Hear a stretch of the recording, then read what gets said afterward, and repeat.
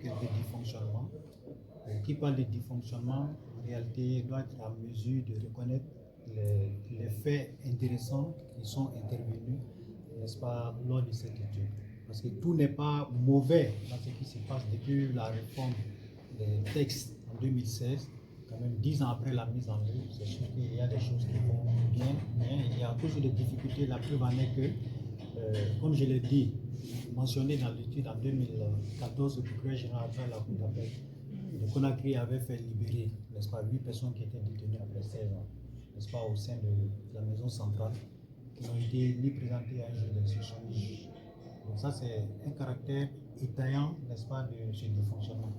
J'ai évoqué le cas du jeune qui avait reçu également 2 balles, n'est-ce pas, qui a adressé 2 plaintes. Une première plainte au tribunal compétent, c'est-à-dire du ressort, ici. La deuxième plainte au tribunal militaire, parce que c'est un homme en tenue qui est concerné. Il n'y a pas eu de suite. Donc ça aussi, c'est un caractère, n'est-ce pas, de dysfonctionnement qui est constaté. Est-ce que les OPJ ils ont bien fait leur travail? Ça laisse à désirer. Au niveau de la communication, vous avez vu quand une affaire est portée par les médias, généralement il y a une issue très vite par rapport à ça. J'ai évoqué le cas de El Yasmou Diallo, où les personnes ont été interpellées avec l'influence, n'est-ce pas, des OPJ. Mais malheureusement, 18 mois après, jusqu'à présent, ça ne va pas pour faute d'avocat. Le DGTH était obligé, n'est-ce pas, de prendre sur les 17 personnes mises en cause. Il n'y a qu'une seule personne qui avait un avocat. Donc le GDH a décidé de prendre les 16 autres. Donc c'est ce qui a justifié ou aurait justifié le renvoi, n'est-ce pas, de cette audience. J'ai également évoqué le cas de la dame qui a été poignardée à Kanka. Elle est décédée. Grâce aux médias, l'affaire a connu, c'est-à-dire une accélération, de sorte que le gars il a été condamné, n'est-ce pas, perpétuité, je crois, avec 30 ans de période de sûreté. C'est-à-dire, tant qu'il n'a pas encore fait 30 ans, son dossier ne peut pas être réexaminé. Donc, grosso modo, au niveau de chaque acteur de la chaîne pénale, vous avez quand même un dysfonctionnement. Peut-être ce qui n'est pas évoqué, vous avez même des avocats, par exemple, qui refusent souvent de donner les décisions de justice, c'est-à-dire les copies des décisions, n'est-ce pas, à leurs clients. Parce qu'ils estiment qu'eux sont mieux placés pour conserver ces dossiers. Mais en réalité, ce n'est pas ça. C'est qu'ils ne veulent pas que les gens entreprennent d'autres démarches à leur insu.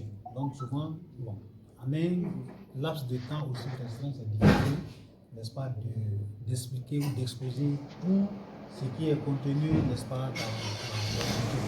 Mais on fait le maximum de nous-mêmes parce qu'il y a le président de l'OGPH qui l'a dit. Au moment que nous faisions l'étude, nous on était à 30 dossiers et aujourd'hui eux sont à 60 dossiers. Donc il va falloir réactualiser, n'est-ce pas, ça. Mais ce qui est intéressant, c'est que nous avons fait une liste de recommandations avec des actions à entreprendre. C'est-à-dire il y a 13 recommandations au total. Et chaque recommandation a au moins 4 ou 5 activités qui permettent la mise en œuvre des recommandations. Et souvent, ce qui rend difficile les choses, vous faites des recommandations, mais vous n'expliquez pas comment mettre en œuvre ces recommandations. Donc, nous avons pris la latitude de faire en sorte que ceux qui vont être chargés, n'est-ce pas, de faire le plaidoyer au niveau des autorités concernées pourront éventuellement faciliter ou baliser la route pour ces autorités afin de la mise en œuvre de ces recommandations. Donc voici grosso modo ce que je peux dire par rapport à ça. Merci. N'est-ce pas, lors de cette étude. Parce que tout n'est pas mauvais dans ce qui se passe depuis la réforme des textes en 2016.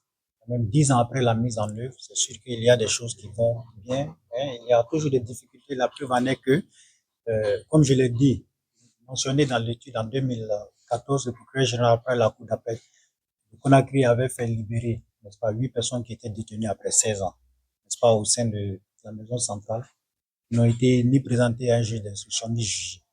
Ça, c'est un caractère étayant, n'est-ce pas, de ce dysfonctionnement. J'ai évoqué le cas du jeune qui avait reçu également 2 balles, n'est-ce pas, qui a adressé 2 plaintes. Une première plainte au tribunal compétent, c'est-à-dire du ressort, d'Ixine. La deuxième plainte au tribunal militaire parce que c'est un homme en tenue qui est concerné. Il n'y a pas eu de suite. Donc ça aussi, c'est un caractère, n'est-ce pas, de dysfonctionnement qui est constaté. Est-ce que les OPJ, ils ont bien fait leur travail? Ça laisse à désirer. Au niveau de la communication, vous avez vu quand une affaire est portée par les médias, normalement il y a une issue très vite par rapport à ça. J'ai évoqué le cas de El Hadji Asmou Diallo, où les personnes ont été interpellées avec la prouesse, n'est-ce pas, des OPJ. Et malheureusement, 18 mois après, jusqu'à présent, ça ne va pas pour faute d'avocat et l'OGDH était obligé, n'est-ce pas, de prendre sur les 17 personnes mises en cause, il n'y a qu'une seule personne qui avait un avocat. L'OGDH a décidé de prendre les 16 autres.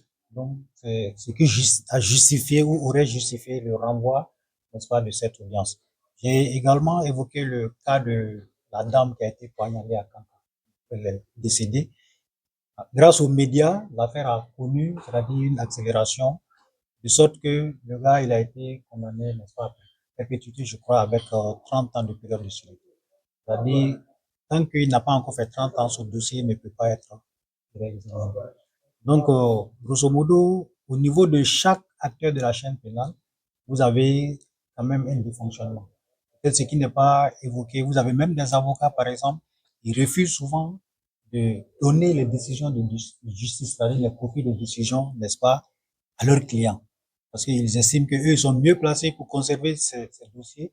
En réalité, ce n'est pas ça. C'est qu'ils ne veulent pas que les gens entreprennent d'autres démarches à leur insu. Donc, souvent, bon, en un laps de temps aussi restreint, c'est difficile, n'est-ce pas, d'expliquer ou d'exposer tout ce qui est contenu, n'est-ce pas, dans l'étude.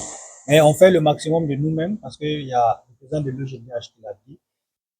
Au moment que nous faisions l'étude, nous, on était à 30 dossiers et aujourd'hui, eux sont à 60 dossiers. Il va falloir réactualiser, n'est-ce pas ça? Mais ce qui est intéressant, c'est que nous avons fait une liste de recommandations avec des actions à entreprendre. C'est-à-dire, il y a 13 recommandations au total. Et chaque recommandation a au moins 4 ou 5 activités qui permettent également la mise en œuvre des recommandations. Parce que souvent, ce qui rend difficile des choses, vous faites des recommandations, mais vous n'expliquez pas comment mettre en œuvre ces recommandations. Donc, nous avons pris la latitude de faire en sorte que ceux qui vont être chargés, n'est-ce pas, de faire le plaidoyer au niveau des autorités concernées pourront éventuellement faciliter ou baliser la route pour ces autorités-là afin de la mise en œuvre de ces recommandations. Donc, voici grosso modo ce que je peux dire par rapport à ça. Merci.